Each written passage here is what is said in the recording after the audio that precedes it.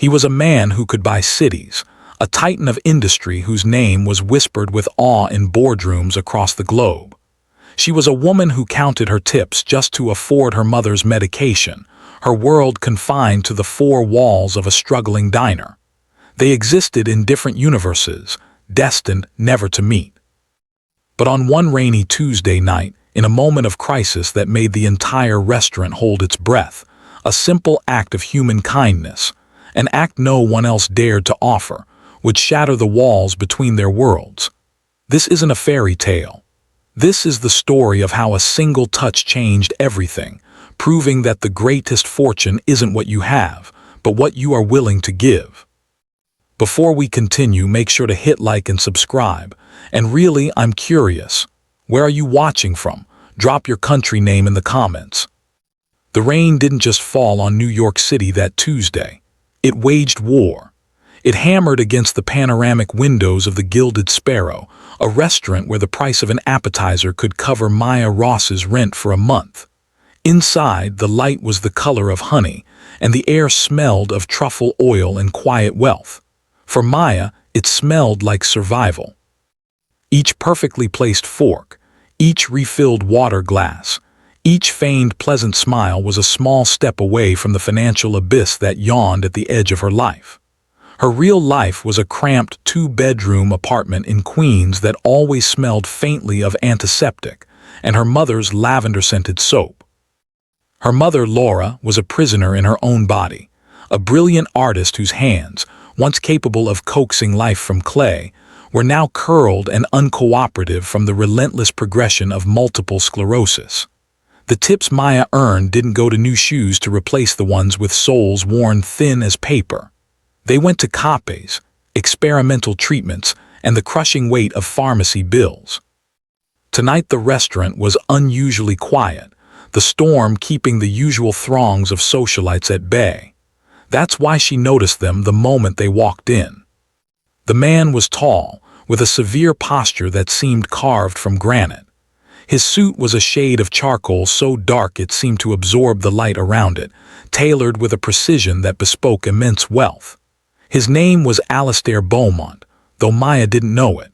She just knew he radiated an aura of untouchable power and profound weariness. With him was a girl of about 9, seated in a highly customized, sleek black wheelchair. Her limbs were thin, her movements uncoordinated. Her head was supported by a brace, but her eyes, a startling, intelligent violet, darted everywhere, taking in the opulent surroundings with keen awareness. Her hair was the color of autumn leaves, copper and gold, pulled back in a simple ponytail that revealed the delicate features of her face. This was Lily. The maitre d', a man who prided himself on fawning over celebrities and CEOs, led them to a secluded corner booth. His smile was stretched thin, his discomfort palpable. People didn't know how to act around disability, especially when it was paired with the kind of wealth that usually bought perfection. Maya was assigned their table. "Good evening," she said, her voice soft but clear. "My name is Maya and I'll be taking care of you tonight. Can I start you with some water?" The man, Alistair, didn't look at her. His focus was entirely on his daughter, adjusting a blanket over her legs. "2 still waters," he said, his voice clipped and dismissive. "And the girl will have the pureed butternut squash soup. Make sure it's not too hot." His tone was sharp, the tone of a man used to issuing commands and having them obeyed without question. Maya simply nodded, "Of course." She felt the eyes of her coworkers on her, a mixture of pity and relief that they hadn't gotten the difficult table. She ignored them. She saw the girl, Lily, trying to communicate something with her father, her hands twitching in a frustrated attempt to form a sign. Alistair seemed to understand, leaning in to listen to the soft, breathy sounds the girl made. As Maya served their soup, she made a point to speak to both of them. "Here is your butternut squash soup, Lily," she said, placing the bowl carefully in front of her. "I hope you enjoy it." For the first time, the girl's vivid violet eyes locked onto hers. A small, crooked smile touched her lips. It was a fleeting, beautiful thing. the kind of smile that could break your heart and heal it at the same time. Alistair's head snapped up, his gaze sharp and analytical, as if he were surprised she had addressed his daughter directly. He said nothing, but a flicker of something unreadable passed through his cold gray eyes. The meal progressed in near silence, punctuated only by the clink of Alistair's silverware and the distant rumble of thunder. Then it happened. A waiter carrying a large tray of desserts stumbled near their table. He didn't fall, but a silver dome clattered loudly onto the marble floor. The metallic crash was like a gunshot in the hushed room. Lily's reaction was instantaneous and violent. Her body went rigid.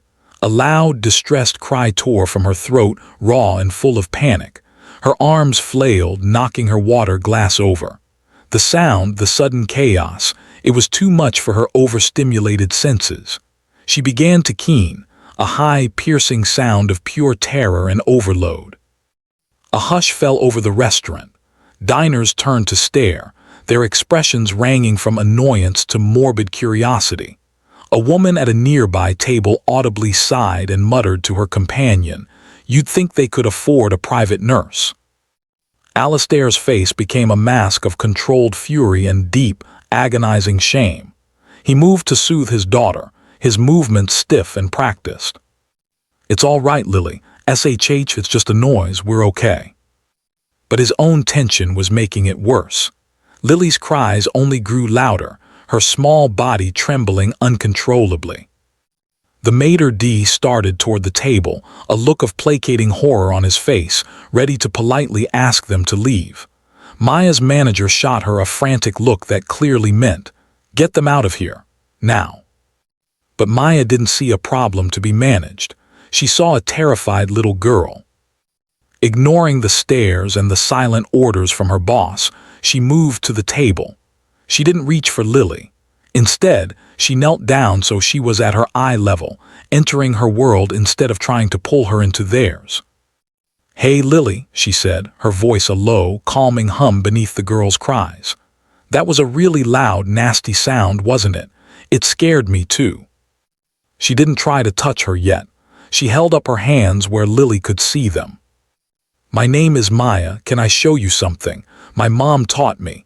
It helps when the world gets too loud." Alistair had frozen, his hand hovering over his daughter's shoulder. He was watching her, his expression a mixture of suspicion and desperation. Lily's cries hitched, her gaze flickering toward Maya. "It's called finding your anchor," Maya continued, her voice impossibly serene amidst the tension. "You just need to hold on to something solid, like this." She gently took Lily's flailing hand. It was damp and cold. She didn't just hold it, she applied a firm, steady pressure, a technique she'd learned from one of her mother's occupational therapists. "Feel that? That's me. I'm right here. I'm not going anywhere." She then guided Lily's other hand to the smooth, cool edge of the marble table. "And feel that? That's the table. It's strong. It's not moving." She started to hum, a simple, toneless melody, the same one she used when her mother's pain was at its worst. It was a low, resonant sound that seemed to vibrate through her hand into Lily's. Lily's keening softened to a whimper. Her breathing, which had been ragged and shallow, began to deepen. She was still trembling, but the violent rigidity was leaving her body. Slowly, instinctively, she leaned forward. Her head came to rest against Maya's shoulder, her small body surrendering to her calm. Maya didn't flinch. She simply wrapped one arm around her back, holding her with a gentle, solid strength. She wasn't a waitress anymore. She was a sanctuary. The entire restaurant was dead silent. Every eye was on this scene. The millionaire's distraught daughter being held not by her powerful father, but by a waitress in a cheap black uniform. The woman who had complained earlier now looked down at her plate in shame. From his position, standing helplessly beside his daughter, Alistair Beaumont watched. He saw the way she held Lily, not with pity but with a profound, unassuming competence. He saw the way his daughter, who recoiled from the touch of most strangers, melted into her embrace. He saw an act of pure, uncalculated kindness in a world where he believed every action had a price. For the first time in a decade, the armor around Alastair Beaumont's heart cracked.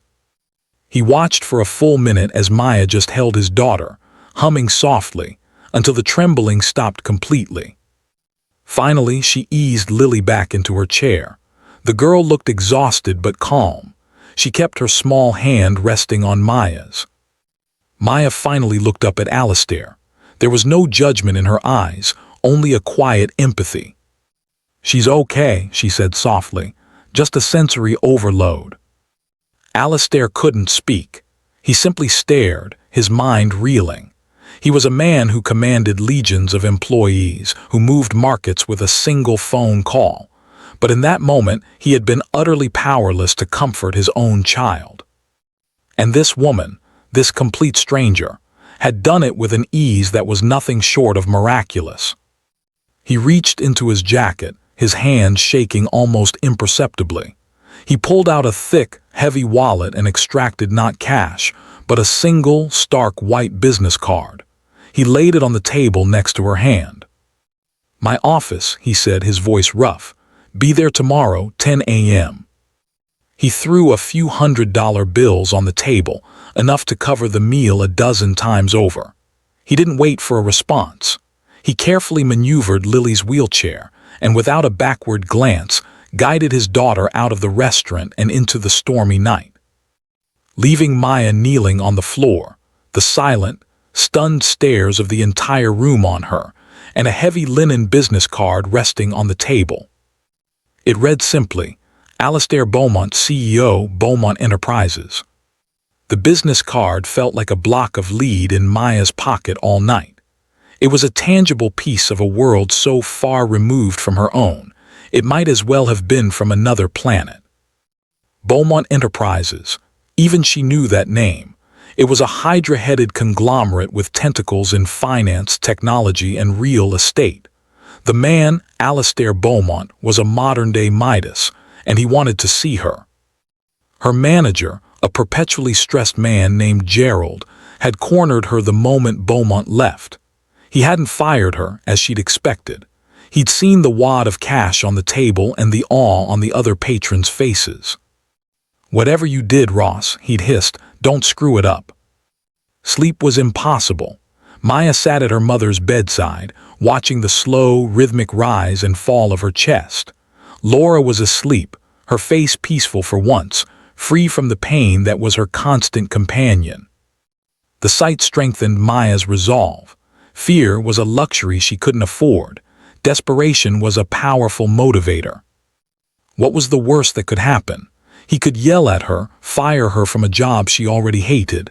She had to go. The next morning she chose her best, an only interview outfit. A pair of black slacks that were slightly faded at the knees and a simple white blouse she'd ironed 3 times. She stood in front of her cracked bedroom mirror and saw not a woman on her way to meet a billionaire, but a tired girl playing dress-up. Doubt gnawed at her. This was a mistake. He was probably going to reprimand her for overstepping, for embarrassing him. Beaumont Tower was not a building. It was a statement, a shard of obsidian and steel that pierced the Manhattan skyline. It was designed to intimidate, to make anyone who entered feel small and insignificant. It worked. The lobby was a cavern of gleaming marble and silent, imposing security guards. When Maya nervously gave her name to the receptionist, the woman's perfectly manicured fingers danced across a keyboard. "Ah yes, Miss Ross, Mr. Beaumont is expecting you, 88th floor." The elevator ride was a silent, stomach-lurching ascent. When the doors opened, it was to a world of hushed efficiency. People in impeccably tailored suits moved with quiet purpose. The air was different up here, thinner, smelling of money and ambition. A woman with a severe black bob and an expression of cool appraisal met her at the reception desk. "Miss Ross, I am Genevieve Dubois, Chief Operating Officer of Beaumont Enterprises. Mr. Beaumont is waiting." Her handshake was firm and brief. her eyes scanning Maya's simple attire with a flicker of disdain, so quick it was almost imperceptible.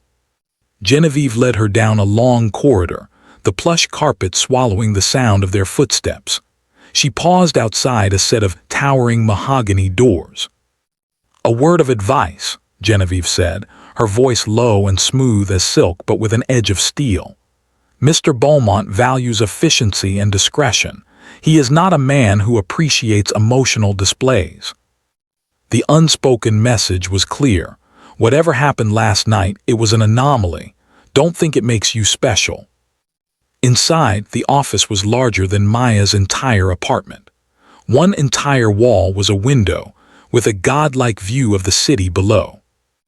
Alastair Beaumont was not sitting behind his massive desk. He was standing by the window, looking down at the city, his back to her.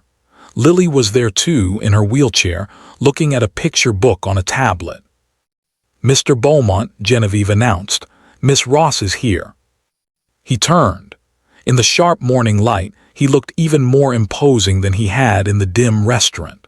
The weariness was still there, etched into the lines around his eyes, but it was overshadowed by an intensity that was almost physical. "Leave us," he said to Genevieve. Her smile tightened for a fraction of a second before she gave a curt nod and closed the doors behind her, leaving a palpable chill in her wake. For a long moment, Alastair just looked at Maya, his gray eyes inscrutable. Maya's heart hammered against her ribs. She felt her palms begin to sweat. "Miss Ross," he began, his voice a low rumble, "I don't believe in coincidence, nor do I believe in unwarranted sentimentality."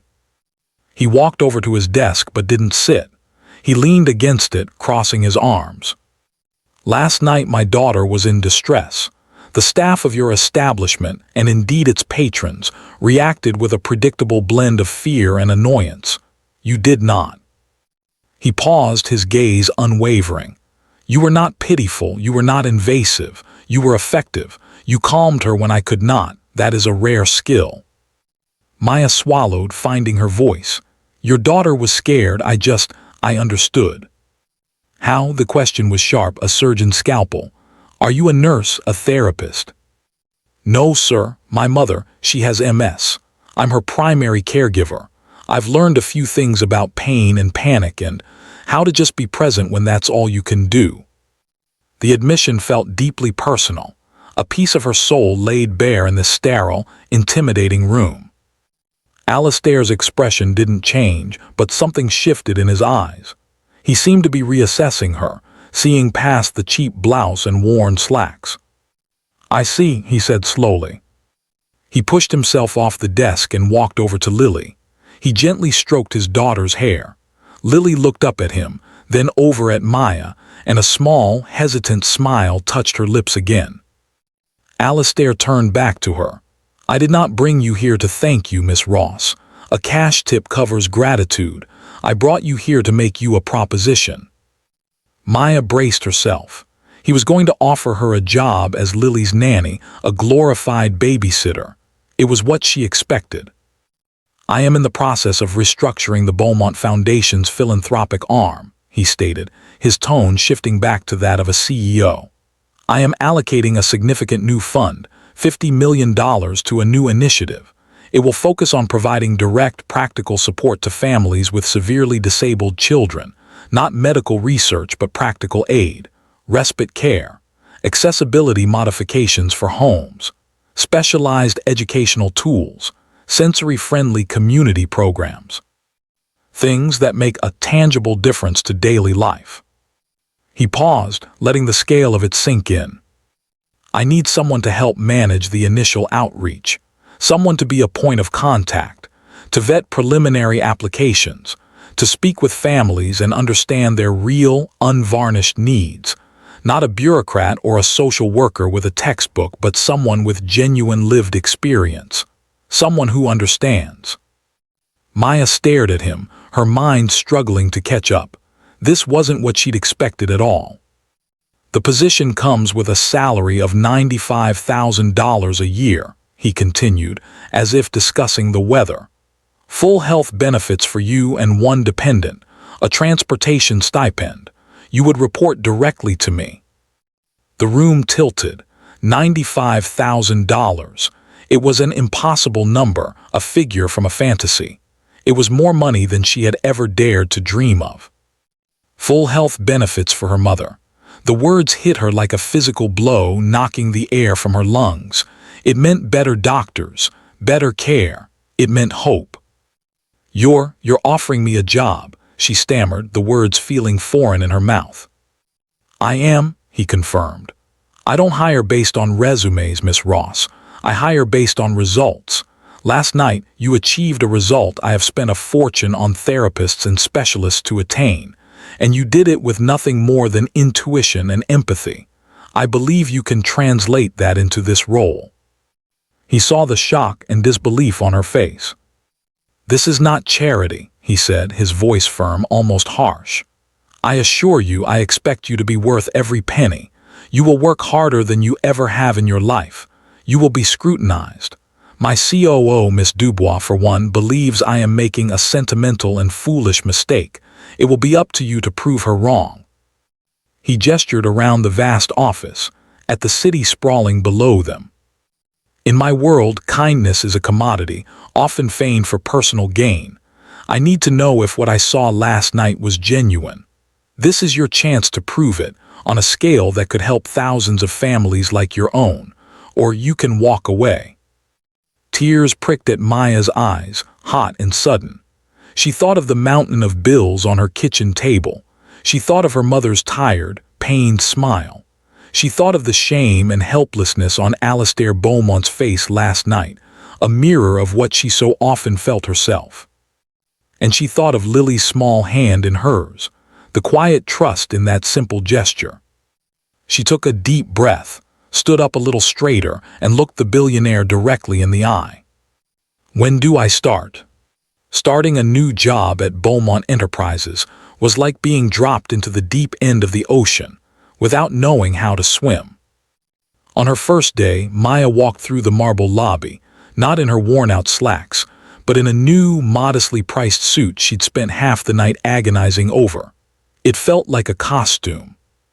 The security guard who had eyed her with suspicion a week ago now nodded respectfully. Good morning, Miss Ross. The world had already shifted on its axis. Her new office was not on the 88th floor, but on the 75th, the floor dedicated to the Beaumont Foundation. It was still luxurious, with a large window overlooking the Hudson River, but it felt more subdued, less aggressively corporate than the executive suite above. It was also, she quickly discovered, a fishbowl. Her hearing had sent ripples through the foundation staff. They were a team of polished professionals with degrees from Ivy League schools and backgrounds in nonprofit management. And then there was Maya, the waitress. They were polite to her face, their smiles professional and cool, but she felt their eyes on her back. She heard the whispers when she walked to the coffee machine, the sudden silences when she entered a room. To them she was Beaumont's pet project, the waitress from the restaurant. The most formidable presence was Genevieve Dubois. The COO didn't work on this floor, but she found reasons to visit. She would appear in Maya's doorway, a sleek predator in a designer suit, her eyes sweeping over Maya's desk. Settling in, are we? Genevieve would ask, her voice dripping with false sweetness. Do let me know if you're struggling with the database software. It can be quite complex for beginners. Genevieve saw Maya not just as unqualified, but as a threat. Alastair Beaumont was a man who operated within a fortress of logic and control. Genevieve was his gatekeeper, the enforcer of that logic. Maya, with her storybook hearing and her direct line to the CEO, represented chaos.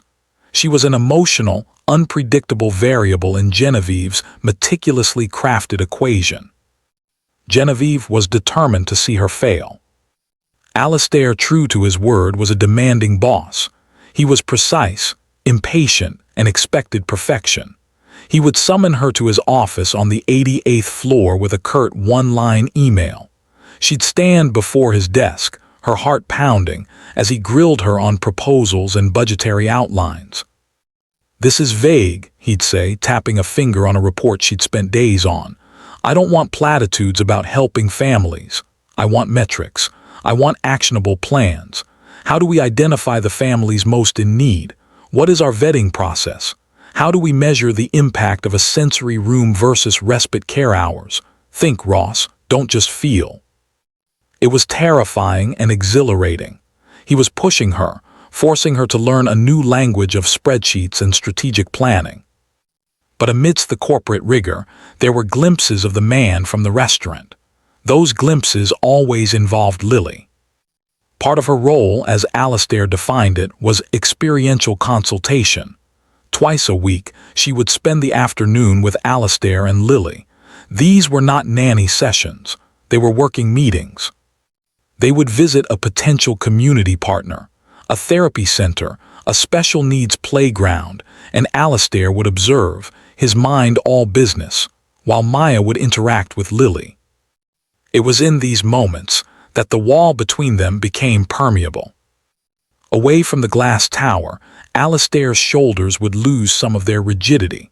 He watched Maya with Lily, not as a boss evaluating an employee, but as a father learning. She taught Lily how to use a simple communication app on her tablet, tapping icons that spoke words for her.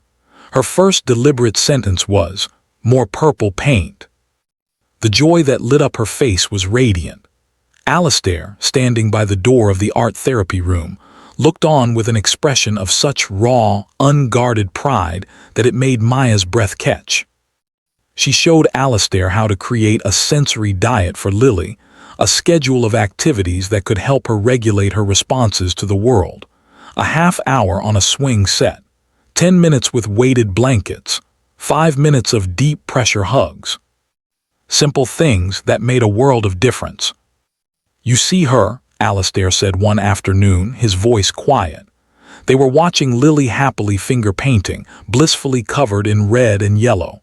The therapists, the doctors, they see a collection of symptoms, a diagnosis. "You see her." "She's a great kid," Maya said simply. "She's smart and funny, you just have to learn her language." The bond between Maya and Lily grew into a genuine, uncomplicated friendship. Lily would light up when she arrived, tapping her tablet to greet her. She showed her her favorite books and let her listen to her favorite music through her special bone conduction headphones. With her, Lily was relaxed, communicative, and joyful. This progress did not go unnoticed. Maya started to see a change in how Alastair treated her. The curt emails were sometimes followed by a simple, "Good work." His critiques became more constructive, his questions less like interrogations and more like collaborations. Her first major project was to design a pilot program for what she called Oasis kits. These were boxes filled with sensory tools, weighted lap pads, noise-canceling headphones, fidget toys, textured fabrics, to be distributed to 100 low-income families. It was a small, practical idea, born from her own experiences of trying to calm her mother during spasms of pain. She presented the proposal to Alastair and Genevieve. Genevieve was immediately dismissive. "A box of toys, Mr. Beaumont," she said with a condescending smile.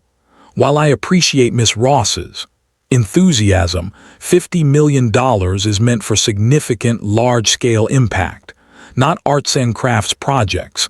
The optics are frivolous." "The impact isn't for the media, Genevieve," Maya countered, her voice shaking slightly but firm. "It's for the child having a meltdown in a grocery store. It's for the parent who hasn't had a peaceful car ride in 3 years. This isn't frivolous. It's a lifeline." Alastair was silent for a long moment, looking from Genevieve's polished cynicism to Maya's impassioned sincerity. "Prepare a budget and a distribution plan, Ross," he said finally. "Run the pilot." The look Genevieve shot Maya was venomous. It was a declaration of war. The Oasis Kit pilot was a resounding success. Maya worked tirelessly, coordinating with social workers and family support groups. The feedback poured in, emails and letters from grateful parents. A mother who was able to take her autistic daughter to the movies for the first time. A father whose daughter used the weighted pad to get through a family dinner without a single outburst. Maya compiled the testimonials into a report and sent it to Alastair.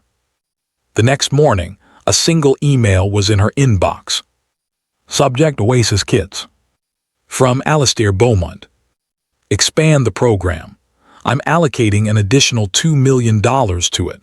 Come to my office at 4 p.m. to discuss scaling up.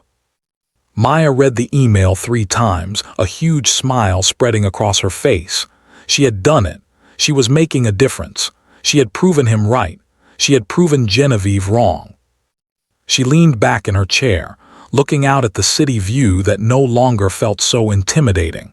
For the first time, she felt like she belonged in this gilded cage. But she was dangerously unaware that the more she succeeded, the more determined her enemy was to see her fall. And Genevieve Dubois never, ever lost. Genevieve Dubois had not risen to the position of COO at a multi-billion-dollar empire by being sentimental. She was a creature of logic, power, and calculated risk. And she saw Maya Ross as a cancer in the organization, an emotional, illogical element that threatened the sterile order she had worked so hard to maintain. More than that, Maya's growing influence with Alastair was a direct threat to her own. Genevieve had plans, long-term ambitions that involved becoming Alastair's indispensable right hand, perhaps even his successor. The waitress from Queens was an unacceptable variable. Her first attacks had been subtle, losing Maya's memos, forgetting to invite her to key meetings, making backhanded comments about her lack of a business degree in front of other executives. But the success of the Oasis Kids project changed the game. Maya was no longer just a pet project. She had influence, she had a budget, she had Alastair's ear. The subtle approach had failed. It was time for a more direct assault. Genevieve began to play on Alastair's deepest wound, his past. She knew the story of Lily's mother, Annabelle. Everyone in the inner circle did. Annabelle hadn't been able to cope with Lily's diagnosis. The endless appointments, the therapies, the shattered dream of a perfect family, it had broken her. She had left, not with a dramatic scene, but with a quiet, devastating letter, abandoning both her daughter and her husband. The betrayal had hollowed Alastair out, encasing his heart in ice. It was the source of his distrust, his fear of emotional vulnerability. Genevieve started planting seeds of poison. "It's wonderful to see how Lily has taken to Miss Ross," she said to Alastair one afternoon, her tone perfectly calibrated to sound sincere. "It's just, I hope the girl doesn't become too attached. People can be unpredictable. Their situations change. Their loyalties shift." The implication hung in the air, a venomous echo of Annabelle's departure. Another time, while reviewing the foundation's finances, she pointed to Maya's salary and benefits package. An incredibly generous package, life-changing for someone from her background. It's amazing what people will do when offered that kind of money. She let the words sink in, framing Maya's kindness not as genuine, but as a performance bought and paid for. Alastair, a man conditioned by betrayal, began to listen. The old doubts, the familiar paranoia, started to creep back in. He started watching Maya with a new, colder analysis. Was her warmth with Lily an act? Was her dedication to the job just a calculated play for more money, more security? His past was a poisoned well, and Genevieve was drawing from it with expert precision. The moment to strike came with the Foundation's biggest project of the year, a partnership with a cutting-edge technology firm, Neuralink, to develop affordable, customized communication software for nonverbal children. It was a $10 million investment. Impressed with her work, Alastair had given Maya a significant role. She was to be the liaison with the families selected for the initial beta test. Her job was to gather their feedback, document their experiences, and compile the final report that would determine whether Beaumont Enterprises would proceed with the full investment. It was a huge responsibility, a massive vote of confidence. Maya threw herself into the project with everything she had. She spent weeks with the families, learning their stories, documenting their children's struggles and triumphs with the new software. The project was her life's purpose solidified. The final report was her masterpiece, a 60-page document filled with data, analytics, and deeply moving personal testimonials. It was the proof that this technology would change lives. The final presentation was scheduled for a Friday morning, with Alastair, Genevieve, and the board of the Neuralink company. The entire $10 million deal hinged on this meeting. Maya saved the final version of her report and the accompanying presentation slideshow onto a specific secure folder on the Beaumont server, as was protocol. She emailed a confirmation to Alastair and Genevieve's assistants, feeling a profound sense of pride and accomplishment. The night before the meeting, Genevieve stayed late. Citing a need to review the materials, she accessed the secure folder. Her credentials as COO gave her unrestricted access. With a few keystrokes, she downloaded a copy of Maya's entire report. Then she opened the original file. She didn't delete the whole thing. That would be too obvious. Instead, she expertly corrupted it, making it appear as a damaged, unopenable file. She did the same to the presentation slideshow. Finally, she deleted the server's automatic backup file from the past 24 hours, an act of supreme overreach that only her high-level clearance would allow, and erased the system logs of her activity. It was a clean, brutal act of corporate sabotage. The next morning, Maya arrived early, buzzing with nervous energy. She walked into the boardroom where the stern-faced executives from Neuralink were already assembled. Genevieve was there, looking cool and composed. Alastair sat at the head of the table, his expression unreadable. "Miss Ross," Alastair said, his voice flat, "you may begin." Maya smiled, took a deep breath, and clicked the remote to begin her slideshow. On the massive screen, instead of her title slide, a single error message appeared. "File cannot be opened. Data is corrupt." A cold dread washed over her. "I'm sorry, just a technical glitch," she stammered, her hands fumbling with the laptop. She tried to open the file directly from the server, the same error message. She tried to open her main report, corrupted. Panic seized her. I don't understand. It was all here last night, I checked it." Genevieve sighed, a theatrical sound of disappointment.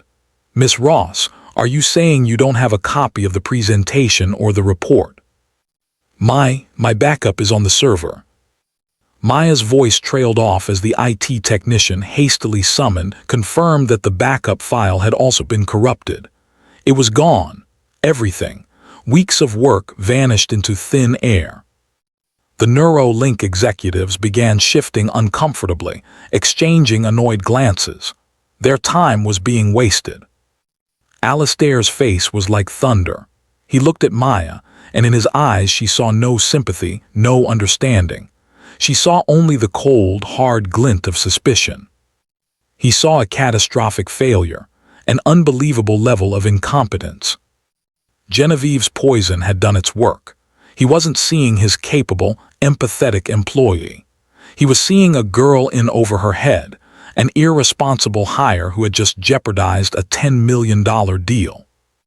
"This is unacceptable," Alastair said, his voice lethally quiet.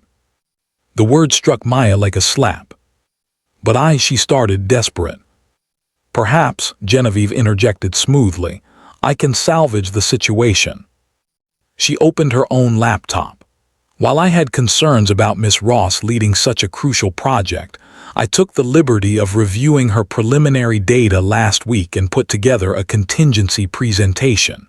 It's more of a top-line summary, of course, lacking the personal touches, but it contains the core metrics." With a click, a polished, professional slideshow appeared on the screen. It was a stripped-down, sterile version of Maya's work, all her heartfelt testimonials replaced with cold data points. Genevieve presented it flawlessly, her corporate jargon impressing the Neuralink board. She was saving the day. She was the hero. Maya stood frozen, watching her work being presented by the woman who had stolen it. She felt the blood drain from her face as the full, horrifying truth of what had happened crashed down on her. This wasn't an accident, this was deliberate, this was sabotage. She looked at Alistair, pleading with her eyes for him to see, to understand. But his face was a stony mask. He had already convicted her. After the meeting, which Genevieve managed to save, he called Maya into his office. Lily was not there. "I gave you an opportunity, Miss Ross," he said, his voice raw with controlled anger. "An opportunity of a lifetime. I gave you my trust, and you responded with this spectacular display of negligence."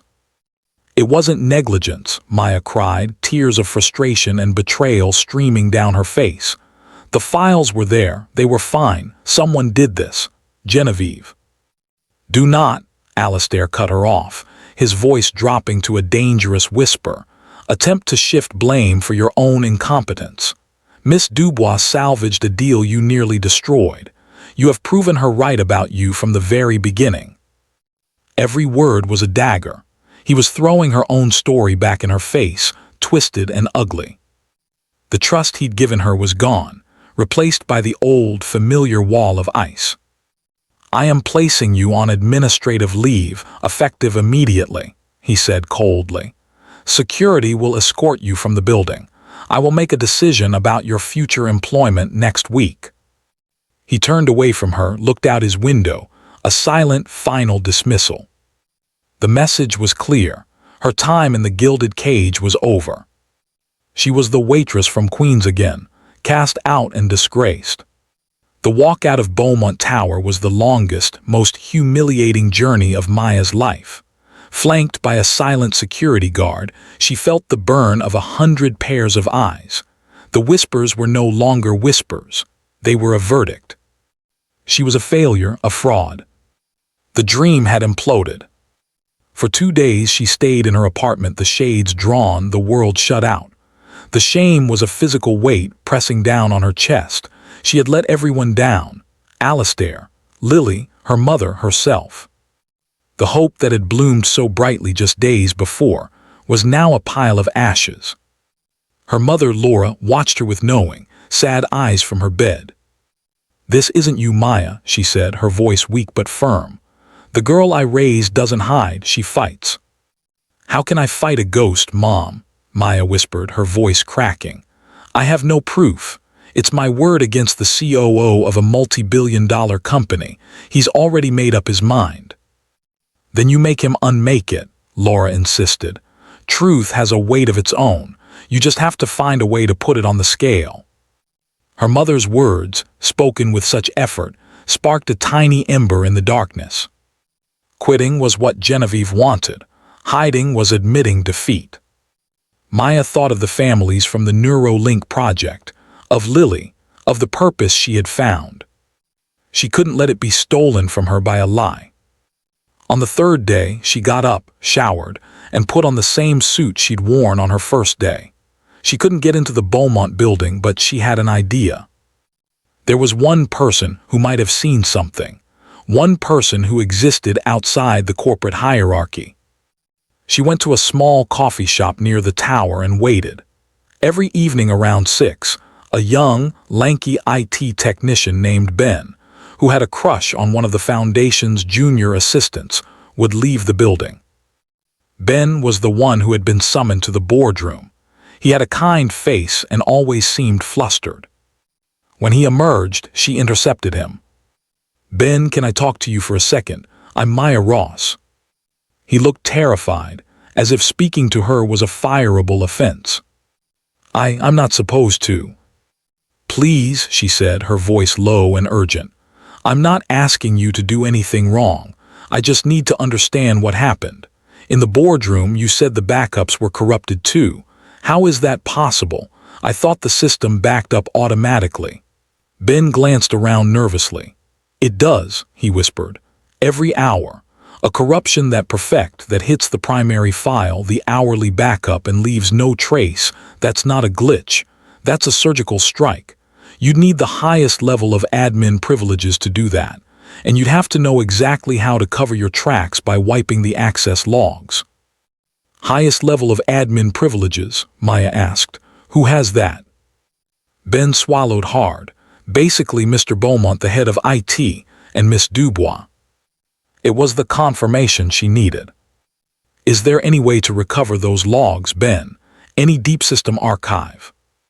"No," he said, shaking his head. "Whoever did it was a pro. They're gone. I'm sorry, Maya, I believe you, but there's no digital fingerprint." He looked genuinely apologetic before hurrying away. No digital fingerprint. Maya's heart sank. But then she thought about Genevieve. She was a pro. She was meticulous. She would have used her work computer to be safe. But what about the file she stole? She wouldn't have just memorized 60 pages of data. She would have had to print it, or at least have a copy, to work from to create her contingency presentation. The ember of an idea flared into a flame. Meanwhile, in his sterile office, Alistair Beaumont was drowning in the bitter satisfaction of being right. He had allowed himself a moment of weakness, of sentiment, and he had been burned. Maya Ross was just like Annabelle, unreliable, a disappointment.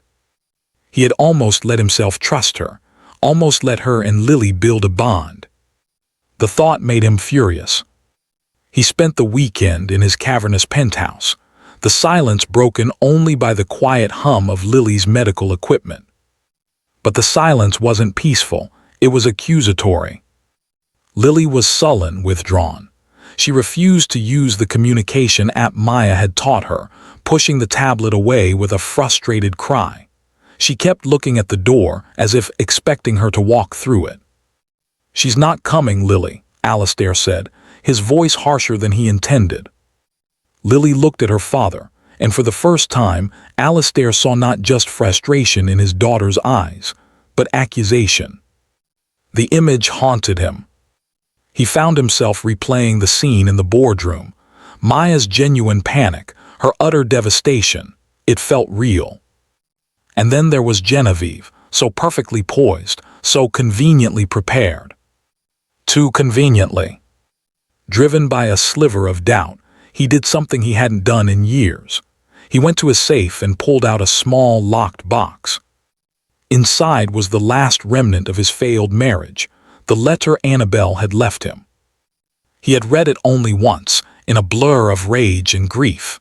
He remembered only the words of abandonment. He forced himself to read it again, a decade later. This time he saw what he had been blind to before. It wasn't just a letter of abandonment. It was a cry for help. "I look at Lily and I see our beautiful girl," Annabelle had written. "But I also see a mountain I cannot climb. I feel like I'm suffocating, Ali. The doctors, the therapies, the looks of pity, they are burying me alive. I am breaking. I am not strong enough. Forgive me for being so weak. I have to go or I will pull you both down into the darkness with me." It wasn't a rejection of their daughter. It was a confession of her own catastrophic mental breakdown, of a depression so deep she thought leaving was the only way to save them. He had been so wrapped up in his own sense of betrayal that he had completely missed her pain. He had built his entire emotional fortress on a misinterpretation, on a foundation of his own wounded pride. He looked at the letter, then thought of Maya. He had accused her of the same crime, of failing, of being a liability, when the evidence of her success was all around him, in his own daughter's newfound happiness. The realization hit him with the force of a physical blow. What if he was wrong? His phone buzzed. It was a text from his head of security. "Mr. Beaumont, you asked to be alerted to any unusual activity. Maya Ross entered the building a few minutes ago. She used a visitor's pass obtained by Ben Carter in IT. She's heading for the 75th floor. Alistair's heart hammered in his chest. What was she doing? Maya's plan was a long shot. Ben, taking a huge risk, had given her his pass for a 10-minute window while he created a network issue on another floor that would draw away the evening security patrols. Her target, Genevieve's office. She didn't go for the computer. She went for the one thing a narcissist like Genevieve would never think to hide, the trash. Corporate officers used secure shredding bins for sensitive documents, but for everyday printing, a regular recycling bin under the desk. Her hands shook as she quickly sorted through discarded papers, memos, printouts of stock prices, and then pay dirt. Tucked near the bottom were several pages, crumpled in frustration. They were drafts of a presentation, her presentation. She could see her own sentences, her own phrasing, with Genevieve's edits scrawled in the margins in red ink. And at the very bottom, stapled together, was a printout of the full 60-page report, the one that was supposedly erased. Genevieve had printed it to study it, then carelessly tossed her draft notes. Just as she pulled the papers from the bin, the door to the office swung open. Genevieve Dubois stood there, a triumphant, cruel smile on her face. "Looking for something, Miss Ross. I had a feeling you were too stupid to just walk away." Behind her in the hallway stood Alistair Beaumont, his face a grim, unreadable mask. He had come down to see what was happening, only to find the scene he dreaded most, Maya, seemingly caught red-handed, rummaging through his COO's private office. The air in Genevieve's office was electric. Genevieve stood with a triumphant smile, while Maya clutched the crumpled papers that were her only proof. In the doorway, Alistair Beaumont's face was a mask of grim conflict. "As you can see, Mr. Beaumont," Genevieve said smoothly, "she broke into my office. Clearly, she's unstable. I recommend we terminate her immediately." Alistair's gaze moved from Genevieve's smug face to Maya's. He saw no guilt, only righteous fury. He had spent a decade misreading one person's pain. He wouldn't make the same mistake again. "What are you holding, Maya?" he asked, his voice steady. Finding her voice, Maya held up the documents. "My report, the one that was supposedly corrupted, and these are Genevieve's notes, where she plagiarized my work to create her contingency plan." "That's an absurd lie," Genevieve scoffed. "Is it?" Maya challenged, her fear replaced by fire. "Then explain this page. It's a quote from Mrs. Davies about her daughter using the software to say, 'I love you' for the first time. I cried when she told me. Is that your research, Genevieve? Did you cry with Mrs. Davies?" The direct hit left Genevieve momentarily speechless. The color drained from her face. Alistair's expression hardened. The file corruption required the highest level of administrative access. Genevieve, an access level that, besides myself and our IT head, only you possess. He didn't need to say more. The truth was starkly clear. "Pack your personal effects. You're finished at Beaumont Enterprises." "You're choosing her over me," Genevieve shrieked, her composure shattering. "The waitress." "She has an integrity you could never comprehend," Alistair said, his voice ice. "Now leave." After Genevieve stormed out, a heavy silence fell. Alistair turned to Maya, his regret palpable. "I was wrong, Maya. I let my own past blind me, and I am truly sorry." He knew words weren't enough. "Come with me," he said. He didn't take her to his penthouse. He drove her home, to Queens.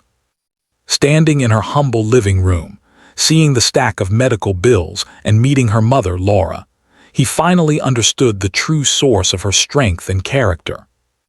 Looking at Maya, he made a decision that would redefine their future. "Your job is waiting for you. In fact, I'm creating a new role, Director of the Family Initiatives Division. You will have full autonomy and your own team. You won't report to me. You will work with me, as a partner." It was more than an apology. It was a profound act of faith, forging a new beginning, not in the cold glass of a boardroom, but in a small apartment filled with quiet, unshakable integrity. Alistair's gaze moved from Genevieve's smug face to Maya's. He saw no guilt, only righteous fury.